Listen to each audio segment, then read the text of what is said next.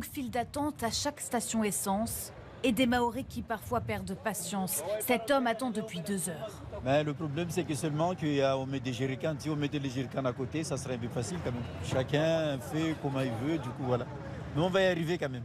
On a entendu une annonce des cyclones, tout le monde se précipite. Parce que sinon, après, ça va.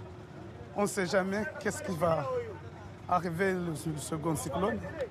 Des précautions en prévision de la tempête tropicale attendue ce soir à Mayotte. 1 mois après le cyclone Chido qui a dévasté l'île, beaucoup d'habitants nous confient leur inquiétude, comme cet homme venu retirer de l'argent. Si par la suite tout le système bancaire est arrêté, effectivement ça replombe un petit peu, ça génère encore plus de stress. Et à la fois pour les familles, pour les enfants, donc c'est pas toujours... on gère comme on peut. Il faut aussi s'approvisionner en bouteilles d'eau. C'est la priorité de nombreux Mahorais. Depuis ce matin, cette femme fait le tour de l'île pour en trouver. On habite dans le nord et il n'y a pratiquement rien dans les magasins. Donc on est descendu depuis 8 heures ce matin, essayer de voir si on trouvait au moins de l'eau. Les gens se ruent, c'est compliqué pour accéder, mais bon, voilà. Plus que quelques heures pour bâcher un maximum de toits détruits par le cyclone Chido.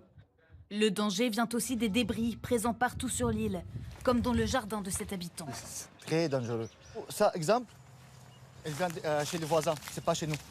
Seule protection pour les vitres de sa maison, ces plaques qu'il a installées ce matin.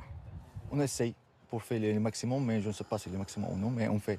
La préfecture conseille aux habitants d'annuler les sorties extérieures prévues ce week-end, de mettre à l'abri tous les objets qui pourraient être emportés par les vents. Des centres d'hébergement sont en train d'être mis en place à nouveau pour accueillir les personnes qui ne disposent pas d'abri en dur.